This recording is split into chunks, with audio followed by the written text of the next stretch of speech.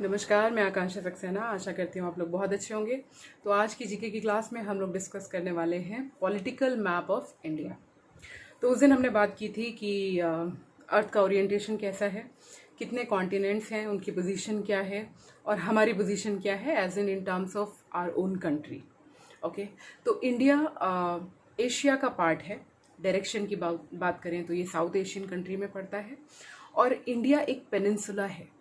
Peninsula is a body, a landmass, a continent, or a geographical area which is filled with water from its three sides, right? तीन जगह से जब कोई भी land mass, कोई भी कॉन्टिनेंट, कोई भी बॉडी पानी से घिरी होती है तो उसको हम पेनिनसुला कहते हैं। तो इंडिया एक पेनिनसुला है जो साउथ ऑफ एशिया में सिचुएटेड है। अगर आप पॉपुलेशन वाइज करें तो चाइना के बाद सबसे बड़ा populated the most populated country in the world.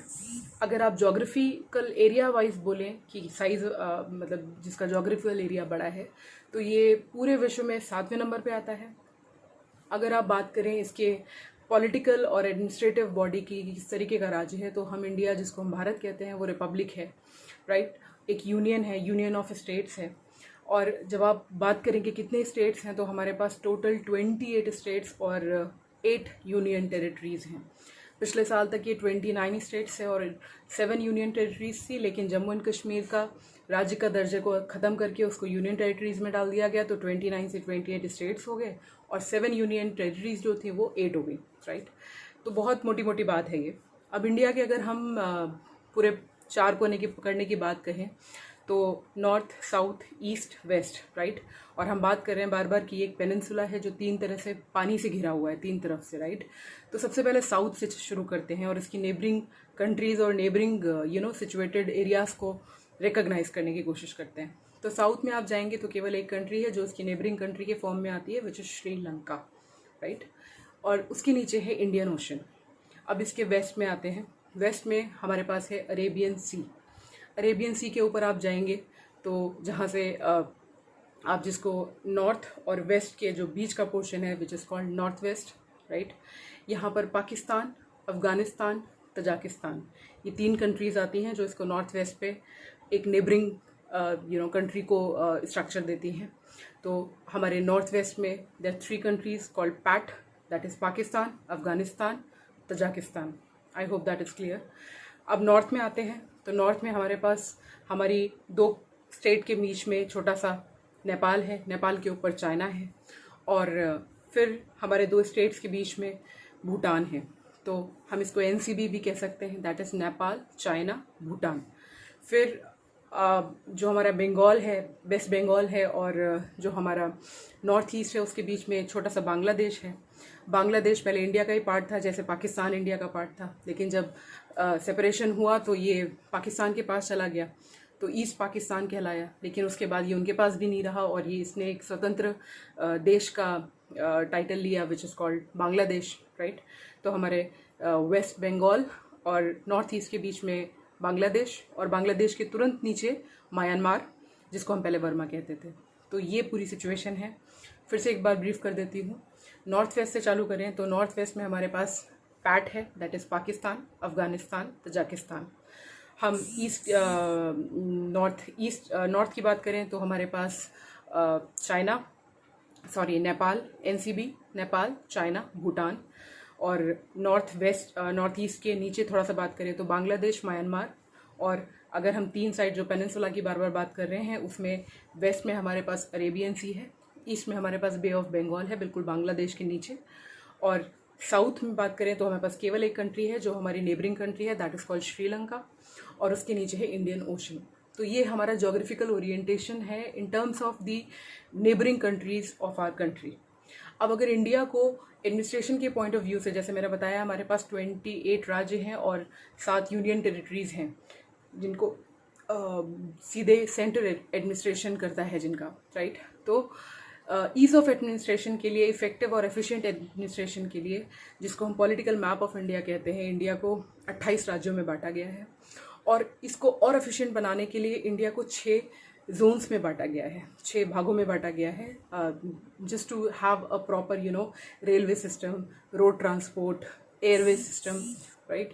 तो आप देखेंगे 4 डायरेक्शन है हमारे पास, नॉर्थ, साउथ, ईस्ट, वेस्ट। तो 4 जोन तो यही हो जाते हैं, north zone, south zone, east zone, west zone. इसके अलावा central zone, and then we have northeast zone. So total 6 zones we have for the ease of administration, for efficient and effective administration of the country, right? अब हम इसको और भी ज़्यादा practical form में देखेंगे जब हम अपनी क्लास में व्हाट्सएप ग्रुप पे जो हमारी चलती है उस पर आएंगे। तो हम देखेंगे नॉर्दर्न एरिया में टोटल कितने स्टेट्स आ रहे हैं, सदर्न में कितने आ रहे हैं, ईस्टर्न में कितने आ रहे हैं, वेस्टर्न में कितने आ रहे हैं, सेंट्रल एरियाज में क्या क्या कवर हो रहा है, कौन कौन से स्टेट कवर हो रहे हैं, और नॉर्थ ईस्ट क्या है, राइट।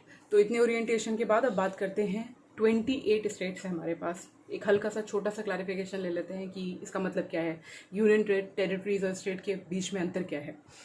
तो इंडिया जो कि एक रिपब्लिक है, यूनियन ऑफ स्टेट है, मतलब कई राज्य मिलकर एक देश बनाते हैं, राइट। लेकिन एक देश की एक राजधानी है जो है दिल्ली, राइट।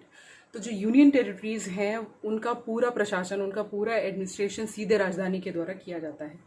राजधानी पे जो हमारे जो प्रशासन है, जो सेंटर का प्रशासन है, वो अपनी ईज़ ऑफ कन्वीनियंस के लिए और ईज़ ऑफ एडमिनिस्ट्रेशन के लिए गवर्नर अपॉइंट कर देता है इन जगह पर, राइट। तो वहाँ से डायरेक्टिव्स आते हैं और फिर इन जगहों का प्रशासन चलता है। जबकि जो स्टेट होते हैं उनमें अपना एक सीएम होता है, और ये सीएम जो होते हैं ये अपने अपने राज्यों का ध्यान रखते हैं और ये सारे काम अंडर में सारे स्टेट के ही करते हैं। लेकिन कुछ एक ऐसे मुद्दे होते हैं, कुछ ऐसी चीज़ें होती हैं जिन पर इनको अधिकार लेने का पूरा हक होता है, राइट। तो जो एक डिफरेंस है वो यही है स्टेट और राज्य में कि राज्य अपना शासन अपने आप करता है, लेकिन वो कहीं संघ से दूर नहीं है। संघ as in the centre which is New Delhi, right, जो हमारी राजधानी है। और जबकि यूनियन टेरिटरीज जो होती हैं वो सीधे संघ शासित होती हैं, मतलब उनका एडमिनिस्ट्रेशन सीधे वहीं से चलता है। मेरे ख्याल से इससे ज़्यादा क्लैरिटी की ज़रूरत नहीं है इस लेवल ऑफ अंडरस्टैंडिंग के लिए।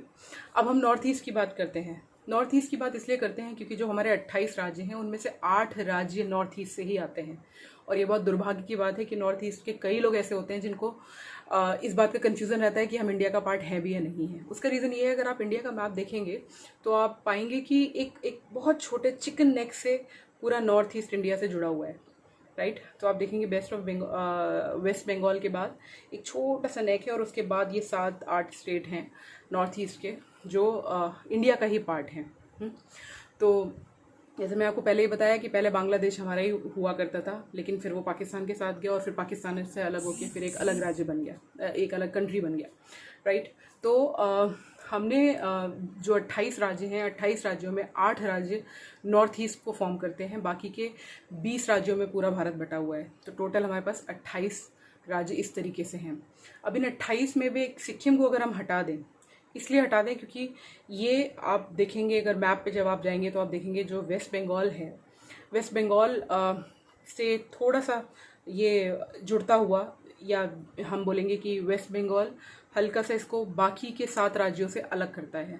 इतना सा सिक्किम है और उसके बाद बाकी के आपके 7 स्टेट शुरू होते हैं। क्योंकि वो 7 राज्य इकट्ठे होते हैं इसलिए उनको 7 सिस्टर्स ऑफ नॉर्थ ईस्ट कहते हैं, राइट। तो इन 7 सिस्टर्स को याद करने का एक छोटा सा फॉर्मूला है जो अगर आप चाहें तो आप भी याद कर सकते हैं, विच इज़ अरुण ने नागमणि मिजो में असम को देखा। अरुण ने नागमणि मिजो में असम को देखा। अरुण इज़ अरुणाचल प्रदेश, अरुण ने से कुछ नहीं होगा। Nagmani, Nag is Nagaland, Mani is Manipur, Nagmani Mizo Mizoram Tripura, Meghalaya, Assam, right. तो अरुण ने नागमणि मिजो में असम को देखा। इस तरह से ये 7 सिस्टर्स एक साथ रहती हैं। ये 7 राज्य नॉर्थ ईस्ट के एक दूसरे से बिल्कुल इंटैक्ट हैं, जुड़े हुए हैं। और सिक्किम भी नॉर्थ ईस्ट का पार्ट है, लेकिन सिक्किम हल्का सा वेस्ट ऑफ बंगाल से जुड़ा हुआ है, तो हल्का सा अपनी 7 बहनों से थोड़ा अलग हो जाता है, लेकिन ये भी नॉर्थ ईस्ट का पार्ट है। तो ये 7 सिस्टर्स ऑफ नॉर्थ ईस्ट हैं। इसके अलावा जो 20 राज्य हैं वो ऐसे हैं। अगर आप इंडिया को नॉर्थ टू साउथ और ईस्ट टू वेस्ट पकड़ना चाहते हैं, तो अगर आप नॉर्थ में Jammu and Kashmir is no longer a state, it is just a union territory, right. लेकिन मैं केवल उन पॉइंट्स की बात कर रही हूँ कि अगर मैं जम्मू एंड कश्मीर से चलकर कन्याकुमारी तक जाऊँगी तो मैं पूरा इंडिया को नॉर्थ से लेकर साउथ तक मैंने कवर कर लिया। ऐसे ही जब मैं Arunachal Pradesh, which is there in east, right, the extreme point of India is Arunachal Pradesh, से लेकर मैं अगर गुजरात के एरिया को कवर कर लूँगी, which is in west, extreme point of west को कवर कर लूँगी, तो मैंने इंडिया को ईस्ट से लेकर वेस्ट तक पूरा कवर कर लिया। सेंट्रल पॉइंट की बात करें तो वो आता है Madhya Pradesh. Madhya Pradesh is a heart of the country, जो इन नॉर्थ ईस्ट और नॉर्थ ईस्ट वेस्ट और नॉर्थ साउथ का सेंट्रल पॉइंट है, राइट। तो अब मैंने आपको जैसे पहले बताया कि 6 जोन्स में बटा हुआ है, तो आप देखें जितने भी आपके जलमार्ग होते हैं, राजमार्ग होते हैं, और जो रेलवेज़ का सिस्टम होता है, आपने सुना होगा नर्दर्न रेलवे, सेंट्रल रेलवे और ईस्टर्न रेलवे, तो ये सारे कॉन्सेप्ट उससे जुड़े हुए हैं। हमारी इकोनॉमी, हमारी टोपोग्राफी, सब कुछ कॉन्सेप्ट का लिंक है, तो ये थोड़ा सा ओरिएंटेशन समझना ज़रूरी है, राइट। तो हम डिटेल में बात करेंगे और आगे बात करेंगे। तो आज हमने जो कवर किया वो ये कि इंडिया की पोजीशन क्या है, पेनिनसुला है तो किस तरह से पेनिनसुला है, कौन कौन सी वाटर बॉडीज़ हैं जो इसको कवर करती हैं, फिर हमारे नेबरिंग कंट्रीज़ कौन है, नॉर्थ वेस्ट में कौन है, नॉर्थ ईस्ट में कौन है, और बांग्लादेश कैसे बीच में आता है, म्यांमार का पहले का नाम क्या था, right. Then we did talk about the 4 extremes of Indian peninsula. Then we talked about how many states we have, how many union territories we have, what is the meaning of this divisional, division of country. इतने divisions क्यों बनाए हमने, 6 divisions की क्या ज़रूरत थी। फिर concept to north east, जो मैंने आपसे कहा कि कई बार लोगों को ये समझने में मुश्किल होती है कि हम इंडिया का पार्ट भी हैं, क्योंकि कनेक्टिविटी का इशू है, और बहुत केवल एक बॉटल नेक, एक चिकन नेक के थ्रू ही पूरा नॉर्थ ईस्ट इंडिया से जुड़ा हुआ है। तो सरकारें बहुत काम कर रही हैं, बहुत नए नए प्रोजेक्ट बन रहे हैं जिससे कनेक्टिविटी बाकी के इंडिया से इसकी अच्छी की जा सके, right. So it's a part of India only, और ये हमें जानना ज़रूरी है। और मुझे लगता है this is it for today. और आगे बढ़ेंगे तो इसके बारे में बात करेंगे कि जो इंडियन टोपोग्राफी है, कहीं पर एक्सट्रीम हिल्स हैं तो कहीं एक्सट्रीम वाटर है, कहीं वेस्टर्न घाट है तो कहीं रेतीले मैदान हैं, तो कहीं रेत के पहाड़ हैं, कहीं पर बारिश मॉनसून के कारण होती है तो कहीं बारिश हाई हिल्स होने के कारण होती है, कहीं पे बारिश के कॉन्सेप्ट किसी और जोग्राफिकल ओरिएंटेशन की वजह से निकल के आते हैं, तो कहीं बारिश के कॉन्सेप्ट कुछ फिजिकल और केमिकल कॉन्सेप्ट के बेसिस पे निकल के आते हैं। तो बहुत सारी चीज़ें हैं जो हम आगे जानेंगे। आज के लिए इतना ही। इंडियन पॉलिटिकल मैप को देखें, उसकी एडमिनिस्ट्रेटिव बॉडी को समझने की कोशिश करें। We'll talk about state, their capitals and their relevance to each other.